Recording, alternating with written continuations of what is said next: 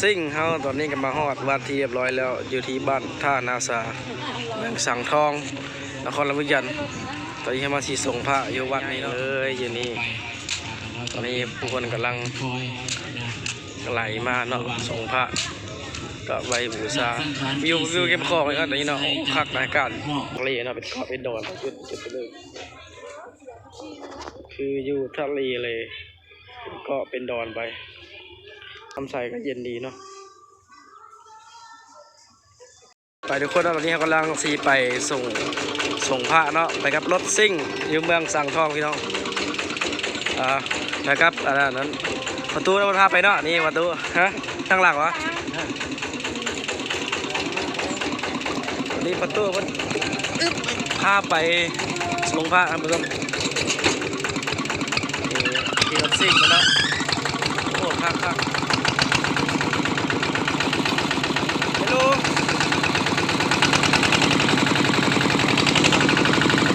ซิ่งไปส่งพระฮัลโหลข้างหลัง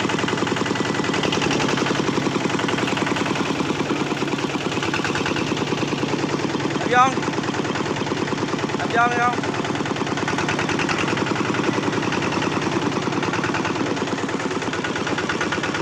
ไอ้ตัวไปส่งพระตัว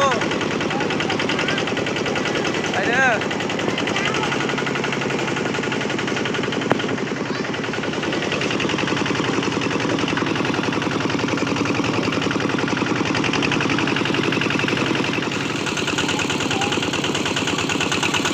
สิ่งแห้งกับสิ่งเด็ดขึ้นโผล่ปืด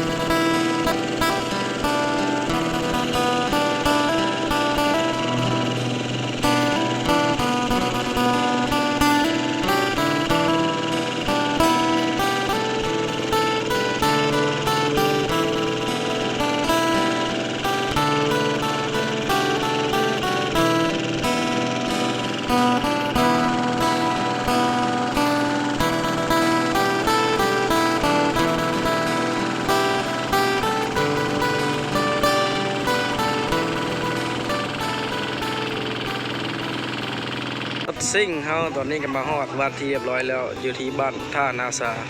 เมืองสังทองนครลำพูนตอนนี้มาสีส่งพระอยู่วัดนี้เนาะวัดนี้ก็อยู่เรียบแคมป์คลองเลยเนาะบรรยากาศคือว่าเย็นดีเดี๋ยวพาเบิกวิวแคมป์คลองกัน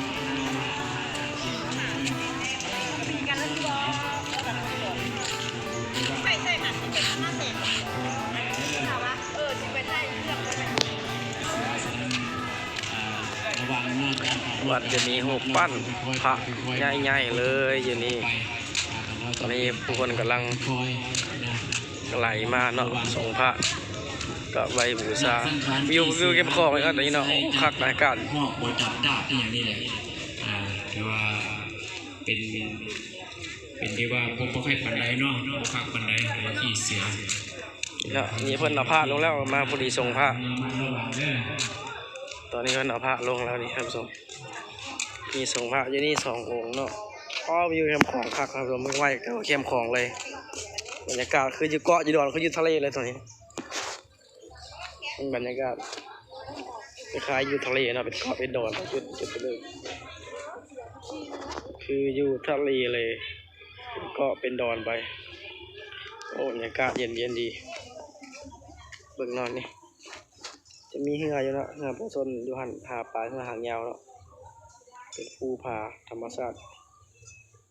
น้ำใสเนาะคือเขตเหนือน้ำจะใสบ่คือทางใต้เนาะทางใต้คำม่วนลงไปจะเป็นน้ำข้นๆเนาะแต่อยู่นี่น้ำใสก็เย็นดีเนาะ